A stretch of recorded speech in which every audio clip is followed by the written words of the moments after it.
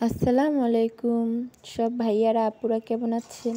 আশা করি আল্লাহর রহমতে সবাই ভালো আছেন। এই ভিডিওটা যারা দেখছেন এবং দেখবেন, আল্লাহ তাদেরকে সকলকে সুস্থ রাখুক এবং হায়াত দারাজ করুক। আজকে আমি সাধারণত একটা ছোট ব্লগ নিয়ে আসছি, সেটা হলো চপ ভাজা, যেমন আলুর চপ, পেঁয়াজু, বেগুনি, তারপর করলার চপ, এগুলো ভাজবো, সেটা নিয়ে আপনাদের মাঝে চলে আসছি। এই জন্য প্রথমে আমি কড়াইতে তেল দিয়েছিলাম। তেল দিয়ে আমি এগুলো সব কিছু আগেই রেডি করে রেখেছিলাম। রেডি করাই ছিল।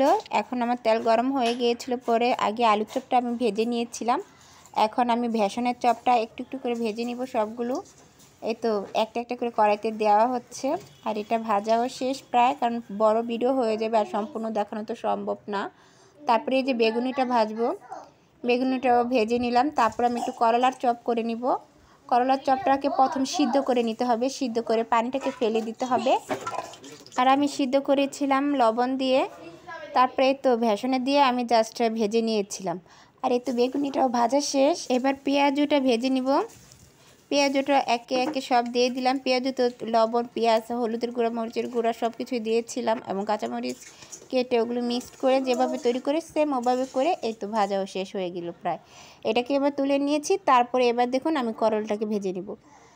ভেষনের মধ্যে করলাগুলো দিয়ে দিয়েছি। সিদ্ধ করলা তো বেশিক্ষণ লাগবে না এটা হতে। এবার একে একে দিয়ে দিলাম, সবগুলো দিয়ে দিব। দিয়ে দেওয়ার পরে আমি ভালো করে এপিঠ ওপিঠ উল্টিয়ে তুলে নিব। আর এটা খেতে মশলা দিলে একবারে খারাপ হয় না, কারণ তেতো ভাবটা ছিল না, যেহেতু সিদ্ধ করে নিয়েছিলাম। আর এতটুকুই। আসসালামু আলাইকুম।